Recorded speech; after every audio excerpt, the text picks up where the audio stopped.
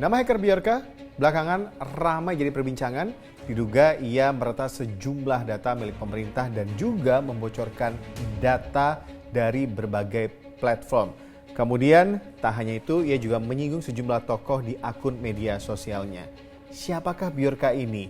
Validkah data omongan yang ia sampaikan? Dan seberapa bahayanya untuk masyarakat? Kita diskusi, namun sebelumnya subscribe akun YouTube Liputan 6 SCTV.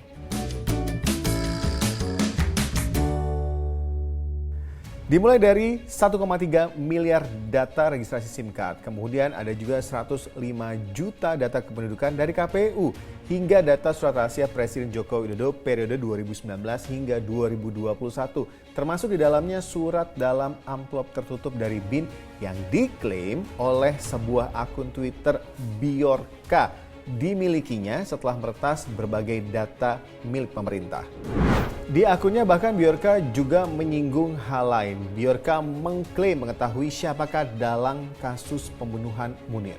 Dalam sebuah cuitannya, Bjorka menyebut apa yang ia lakukan hanya untuk menunjukkan betapa mudahnya masuk ke berbagai pintu karena kebijakan perlindungan data yang buruk. Dan katanya hal ini sebagai pembuktian dari cerita temannya di Warsawa betapa kacaunya Indonesia. Lalu apa ya respon pemerintah terkait hal ini? Terkait dokumen BIN, juru bicara BIN Wawan Hari Purwanto mengatakan sampai saat ini masih aman dan kita tetap berupaya, ini adalah user kita, tentu saja segala apa-apa yang menjadi dokumen atau surat penting lainnya itu harus betul-betul terlindungi secara maksimal.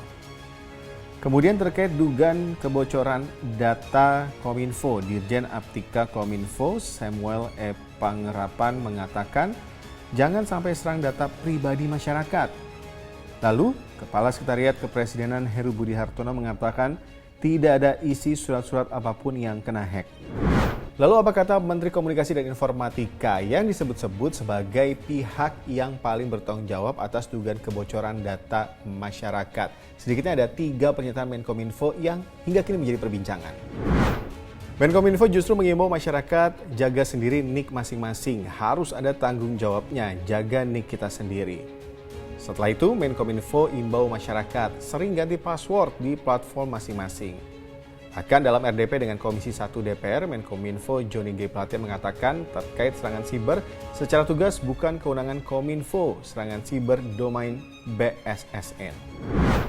Itu dia tadi beragam tanggapan dari pemerintah termasuk pernyataan-pernyataan dari Menkominfo Johnny G. Plate yang salah satunya menyebut bahwa masyarakat harus bisa menjaga data pribadinya masing-masing.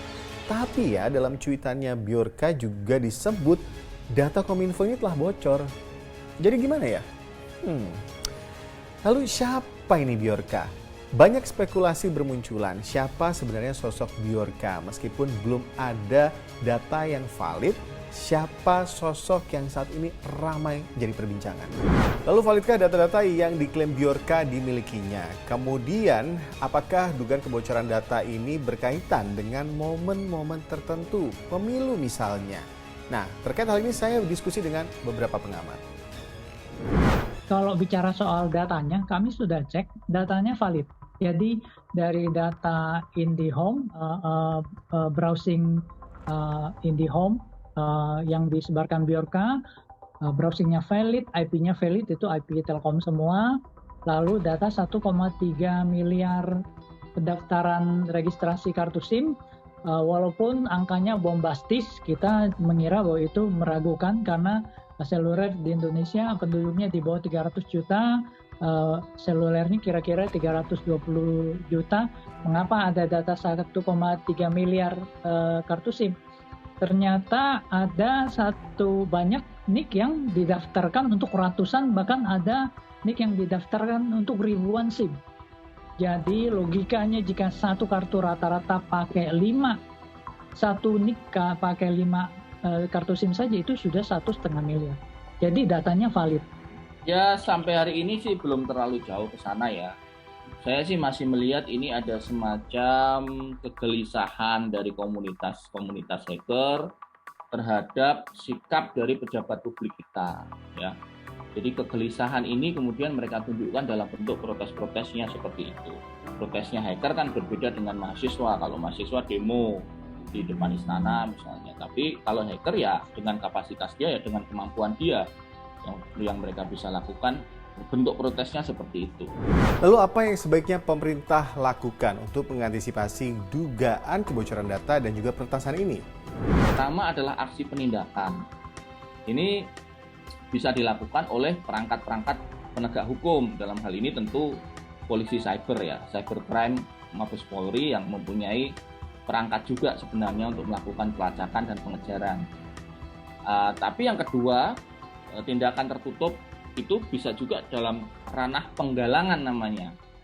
Penggalangan itu adalah perekrutan terhadap hacker-hacker yang mempunyai kemampuan-kemampuan khusus, yang mempunyai keahlian-keahlian khusus, justru direkrut oleh negara, kemudian ibaratnya membantu negara dalam mengamankan dunia cyber kita.